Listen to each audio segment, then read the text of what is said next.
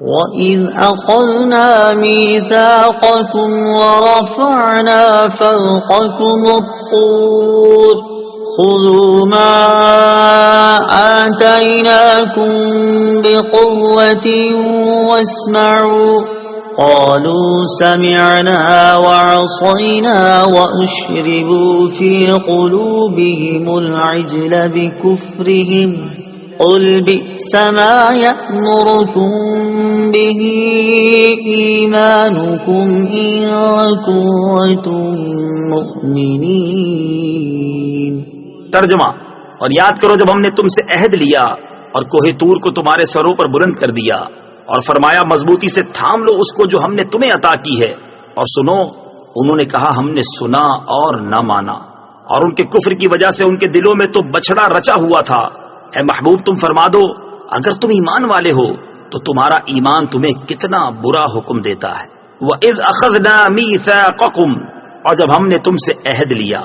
تفسیر صراط الجنان میں ہے، یعنی اے یہودیوں وہ وقت یاد کرو جب اللہ تعالیٰ نے بنی اسرائیل سے تورات پر عمل کرنے کا عہد لیا، لیکن انہوں نے حسب عادت نافرمانی کی تو اللہ تعالیٰ نے ان پر کوہ طور کو ہوا میں بلند کر دیا اور ان سے فرمایا کہ چلو اب مضبوطی سے اس تورات کو تھام لو جو ہم نے تمہیں عطا کی ہے اور ہمارے احکام دھیان سے سنو۔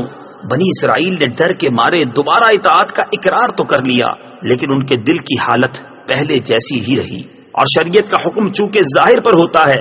دل پر نہیں، اس لیے بنی اسرائیل کے زبانی اقرار کرنے پر ان سے کوہ طور کو ہٹا لیا گیا، اگرچہ ان کے دل میں وہی انکار تھا، اور در حقیقت ان کے کفر کی وجہ سے ان کے دلوں میں تو بچڑے کی محبت گھسی ہوئی تھی۔ اے حبیب علیہ الصلوۃ والسلام، آپ ان سے فرمائیں کہ اے یہودیوں تم اپنے اسلاف کی اس حرکت کو جانتے ہو، لیکن تم نہ اس سے نفرت کا اظہار کرتے ہو اور نہ ہی اس سے اپنی براءت ظاہر کرتے ہو، تو خود بتاؤ کہ کیا تورات پر ایمان لانے کے یہ تقاضے ہیں؟ اگر اس کے یہی تقاضے ہیں تو تمہارا ایمان تمہیں کتنا برا حکم دیتا ہے۔ قرآن مجید پر ایمان لانے کا مطلب تفسیر صراط الجنان میں ہے۔ اس آیت سے معلوم ہوا کہ اللہ تعالیٰ کی کتاب پر ایمان لانے کا مطلب یہ ہے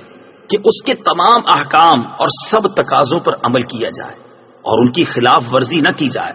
اس چیز کو سامنے رکھتے ہوئے ہر مسلمان کو غور کرنا چاہیے کہ وہ اپنی زبان سے قرآن مجید پر ایمان لانے کا جو دعویٰ کر رہا ہے، کیا اس کی عملی حالت اس دعوے کی تصدیق کر رہی ہے یا نہیں؟ ذرا غور کریں کہ قرآن مجید میں مسلمانوں کو نماز پڑھنے، رمضان کے روزے رکھنے اور زکوٰۃ ادا کرنے کا حکم دیا گیا، لیکن آج مسلمانوں کی اکثریت نمازوں سے دور ہے، فرض روزے نہ رکھنے کے مختلف ہیلے بہانے تراش رہی ہے، اور اپنے مال سے زکوٰۃ ادا کرنا ان پر بہت بھاری ہے۔ قرآن پاک میں مسلمانوں کو باطل اور ناجائز طریقے سے کسی مسلمان کا مال کھانے سے منع کیا گیا، لیکن آج مال بٹورنے کا کون سا ایسا ناجائز طریقہ ہے جو مسلمانوں میں کسی نہ کسی طرح رائج نہیں؟ قرآن حکیم نے کسی کو ناحق قتل کرنے سے منع کیا، لیکن آج مسلمانوں میں ناحق قتل و غارت گری ایسی عام ہے کہ نہ مرنے والے کو پتا ہے کہ مجھے کیوں مارا گیا اور نہ مارنے والے کو پتا ہے کہ میں نے کیوں مارا۔ قرآن شریف میں مسلمان عورتوں کو گھروں میں رہنے اور پردہ کرنے کا حکم دیا گیا،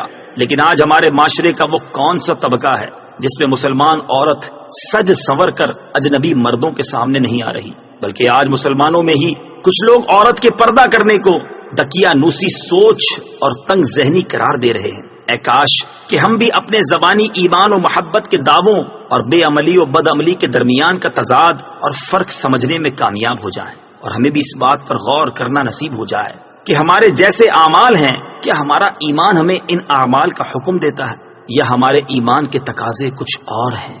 ایمانی قوت معلوم کرنے کا طریقہ